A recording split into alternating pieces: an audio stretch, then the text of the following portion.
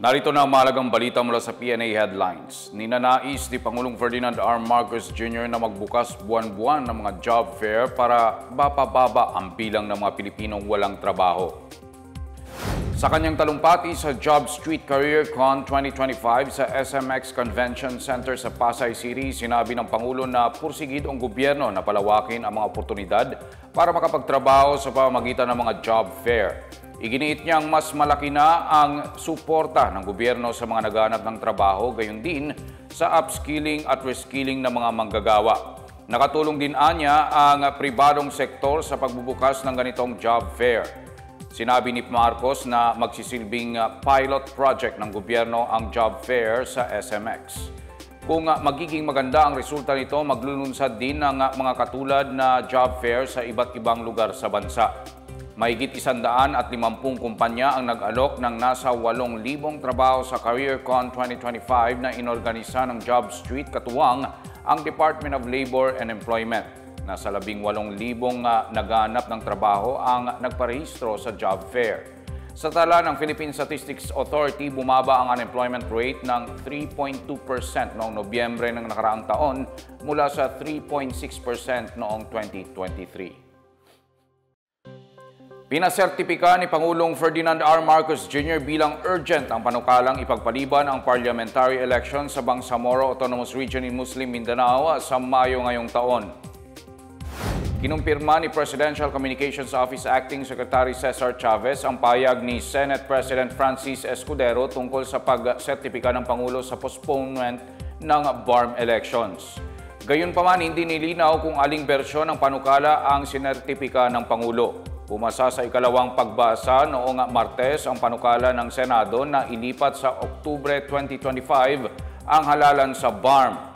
Ayon kay Escudero, inaasahang tuluyan itong ipapasa sa susunod na linggo matapos ang ilang pagbabago kaugnay ng pagkakaalis ng Sulu sa rehiyon. Sa bersyon na ipinasa naman ng Kamara, gaganapin ang eleksyon sa BARM sa Mayo 2026. Nakatakda sanang gawin ang unang parliamentary election sa BARM kasabay ng midterm national and local elections ngayong Mayo. Handa ang Department of Labor and Employment na tulungan ang mga Pilipinong madedeport mula sa Estados Unidos. Sinabi ni Labor Secretary Bienvenido Laguesma na batay sa direktiba ni Pangulong Ferdinand R. Marcos Jr., tutulungan ng gobyerno ang mga Pilipinong posibleng mapaalis sa US dahil sa kanilang immigration status. Pangungunahan ng Department of Migrant Workers ang pag-alalay sa mga madedeport na Pilipino katuwang ang DOLE at Department of Foreign Affairs. Kabilang sa matatanggap nilang tulong ay suportang pangkabuhayan, reintegration at iba pang kailangan ng mga bumabalik sa Pilipinas. Inuutos ito ng Pangulo sa gitna ng paghihigpit ni US President Donald Trump sa mga pulisiya sa immigration, partikular ang kampanya kontra mga illegal alien. 24 na Pilipinong walang papeles na ang napaalis ng bansa habang nasa 80 ang sumasailalim umano sa deportation process. Tiniyak din ni Laguesma na handa ang gobyerno sa ganitong klaseng sitwasyon tulad ng nakaraang pagpapauwi sa daan-daang undocumented na Pilipinong manggagawa sa Malaysia. Pasado na sa Kamara ang panukalang batas na ideklara ang buwan ng Setyembre bilang National Bullying Awareness and Prevention Month. Bumotong pabor ang 222 mambabatas sa pagpapatibay ng House Bill 11198. Sa ilalim nito, maghahanda ang Department of Education ng taunang programa kaugnay sa pagunita ng National Bullying Awareness and Prevention Month. Layunin ng panukalang paigtingin ang mga akbang laban sa pambubuli at ipaalam sa lahat ang pagprotekta sa mga bata laban sa karahasan at pang-aabuso na nakakaapekto sa kanilang paglaki. Magiging katuwang ng DepEd ang National Youth Council at Council for the Welfare of Children habang ang Philippine Information Agency ang magpapakalat ng impormasyon ukol sa batas. Inaasahan naman ang lokal na pamahalaan, mga pribadong organisasyon, civil society groups, NGO at iba pang grupo na lumahok sa kampanya laban sa pambubuli. Bagong taon, bagong kapalaran. Sa pagdiriwang natin ng Chinese New Year, marami ang interesado sa prediksyon ng kanilang kapalaran ngayong 2025. Ano nga ba ang sinasabi ng Chinese Zodiac para sa Year of the Wood Snake? Alamin natin ito sa ulat ni Marita Muahe. Ngayong Chinese New Year 2025, pumasok ang Year of the Wood Snake. Sa Chinese zodiac, ang ahas ay nauugnay sa karunungan, alindog, kagandahan at pagbabago o transformation. Sa mga curious kung ano ba ang inaasahang taon nila ngayong 2025, narito ang maaaring maging kapalaran base sa traditional Chinese astrology at feng shui principles na karaniwang ginagamit ng mga eksperto sa larangang ito. Para sa mga ipinanganak sa Year of the Rat, asahan ang isang magandang taon para sa trabaho at negosyo, pero kailangang mag-ingat sa mga hindi planadong gastos. Pagdating sa pag-ibig, magiging mas matatag ang relasyon pero iwasan ang pagiging sobrang emosyonal. Samantala, mag-focus sa mental health at huwag abusuhin ang katawan sa sobrang pagtatrabaho. Para naman sa mga ipinanganak sa Year of the Ox, magkakaroon ng bagong oportunidad sa negosyo o kaya ay promosyon sa trabaho. Samantala, para sa mga single, may paparating na bagong pag-ibig at kung may partner naman, magiging mas matibay ang inyong relasyon sa taong ito pero bantayan ng diet at iwasan din ang sobrang stress.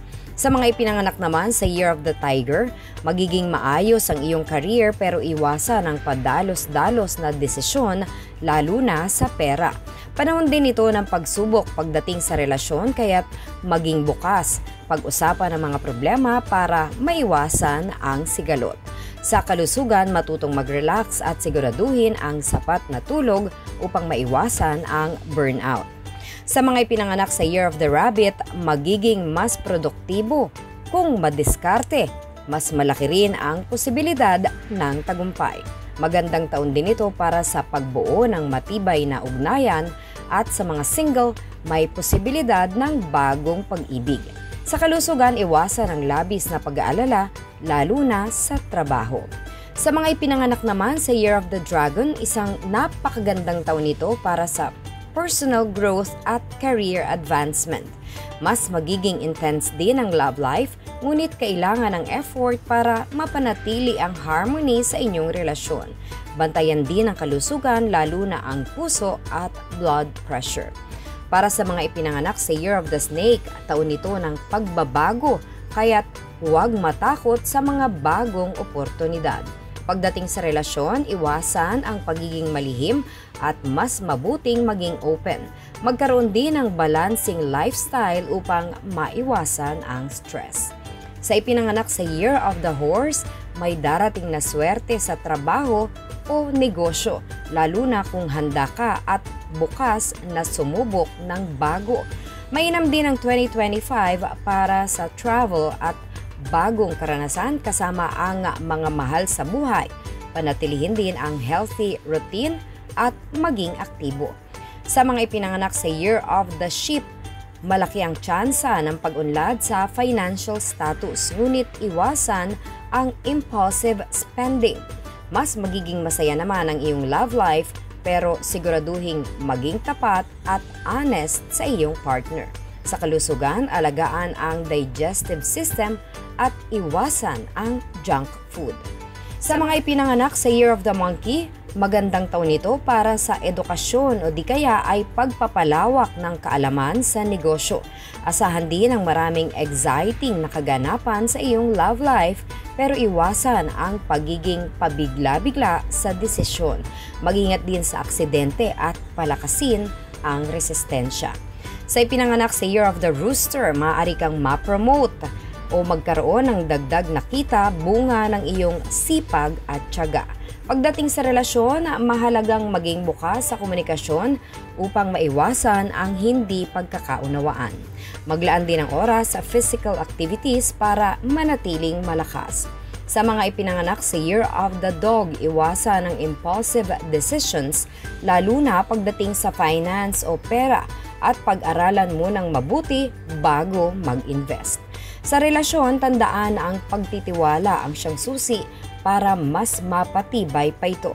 Maging aware naman sa mental health at bigyan din ng oras ang sarili.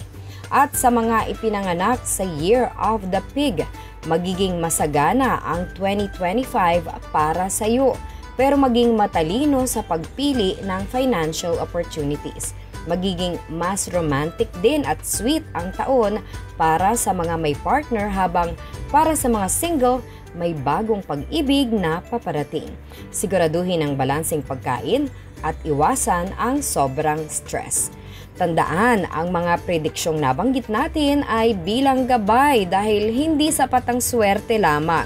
Kailangan din ng sipag, tiyaga at tamang disposisyon sa buhay para makamit natin ang tunay na pag-unlad. Kaya't anuman ang prediksyon sa inyong zodiac sign, tandaan na nasa mga kamay pa rin natin ang ating ikatatagumpay. Kong Si Fa Chai at sana'y maging masagana ang 2025 para sa ating lahat. Para sa PNA Newsroom, ako si Marita Muahe. At yan ang pinakabago at pinakamahalagang balita sa mga oras na ito, hatid sa inyo ng PNA Headlines. Para sa iba pa mga balita at impormasyon, bisitahin lamang ang aming webpage pna.gov.ph o ang aming Facebook at X account na Philippine News Agency. Ipinapalabas din ang PNA Headlines sa Facebook page ng serbisyo. Mapapanood naman ang PNA Headlines sa pamamagitan ng link sa website ng News and Information Bureau sa ilalim ng PNA News at sa YouTube account ng Philippine News Agency. Ako po si Wilnard Basilonia. Ito ang PNA Headlines na gatid ng mga balitang nagbubuklod sa bagong Pilipinas.